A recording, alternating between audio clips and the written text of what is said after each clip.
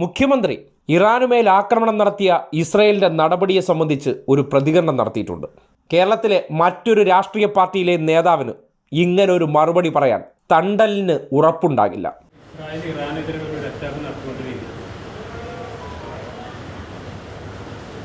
Israel പണ്ടേ ലോകതെമ്മാടിയായിട്ടുള്ള ഒരു രാഷ്ട്രമാണ്. ഇസ്രയേൽ പണ്ടേ ലോകതെമ്മാടിയായിട്ടുള്ള ഒരു രാഷ്ട്രമാണ്. ഇസ്രയേൽ പണ്ടേ ലോകതെമ്മാടിയായിട്ടുള്ള ഒരു രാഷ്ട്രമാണ്. ലോകത്ത് സാധാരണഗതിയിലുള്ള ഒരു മര്യാദയും പാലിക്കേണ്ടതില്ല എന്ന നിലപാട് അംഗീകരിച്ചു പോകുന്ന ഒരു രാഷ്ട്രമാണത്. എന്തുമാകാം, അമേരിക്കയുടെ പിന്തുണയുണ്ട് എന്ന ധിക്കാരപരമായ സമീപനമാണ് എല്ലാ കാലത്തും ഇസ്രയേൽ സ്വീകരിച്ചിട്ടുള്ളത്.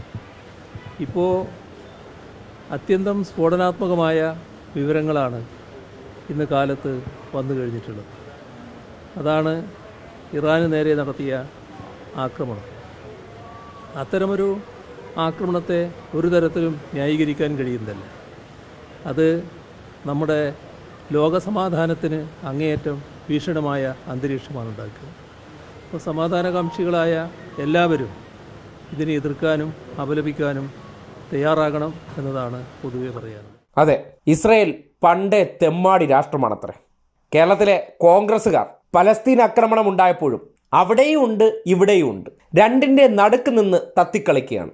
ഇസ്രയേലിനെയും തള്ളിപ്പറയില്ല, പലസ്തീനെയും തള്ളിപ്പറയില്ല.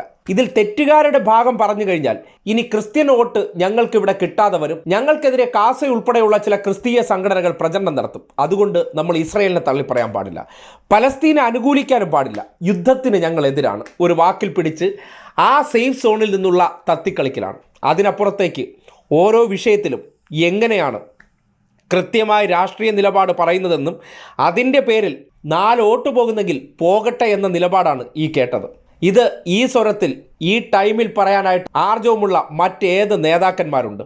പലസ്തീൻ വിഷയം വന്നപ്പോൾ പലസ്തീൻ അനുകൂലമായിട്ട് നിലപാട് സ്വീകരിച്ചപ്പോൾ അതിനെ ഈ നാട്ടിൽ പറഞ്ഞു പ്രചരിപ്പിച്ചത് ന്യൂനപക്ഷ പ്രീണനമെന്നാണ്. ന്യൂനപക്ഷങ്ങളെ പ്രീണിപ്പിക്കാനും ലോക്സഭാ തെരഞ്ഞെടുപ്പിൽ വോട്ട് കിട്ടാൻ വേണ്ടി പിണറായി വിജയൻ തന്ത്രമാണത്രേ.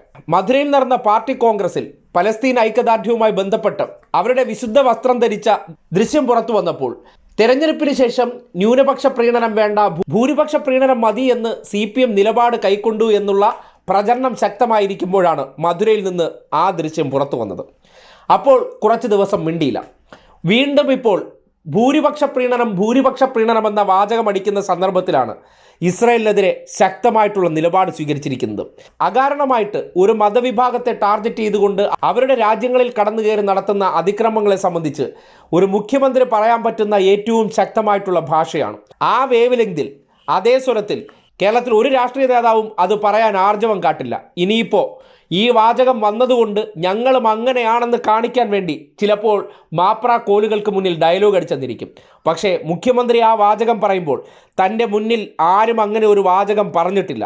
ഒരു മുഖ്യമന്ത്രി എന്നുള്ള നിലയ്ക്ക് അത്തരം തോന്നിവാസം കാട്ടുന്ന ഒരു രാജ്യത്തെ സംബന്ധിച്ച് തെമ്മാടി രാജ്യമെന്ന് പറയാനുള്ള ആർജവം കാട്ടിയിട്ടുണ്ടെങ്കിൽ അത് തന്നെയാണ് ഒരു വ്യക്തിയുടെ ആർജവവും ഒരു വിഷയത്തിൽ ഏത് പക്ഷത്ത് നിന്ന് സംസാരിക്കണമെന്നുള്ള ഉറച്ച വിശ്വാസവും. അതിൻ്റെ അടിസ്ഥാനത്തിൽ ഇനി കുറച്ച് ദിവസത്തേക്ക് ന്യൂനപക്ഷ പ്രീണനമെന്ന വാക്കെടുത്ത് മുഖ്യമന്ത്രിക്ക് ചാപ്പ കുത്താൻ സംഘികൾ ഇറങ്ങി പുറപ്പെടുന്നത് നിങ്ങൾക്ക് കാണാൻ കഴിയും.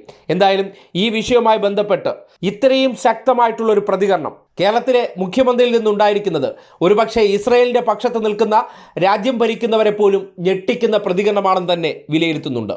ഇസ്രയേൽ പണ്ടേ ലോകതെമ്മാടിയായിട്ടുള്ള ഒരു രാഷ്ട്രമാണ്. ഇസ്രയേൽ പണ്ടേ ലോകതെമ്മാടിയായിട്ടുള്ള ഒരു രാഷ്ട്രമാണ്.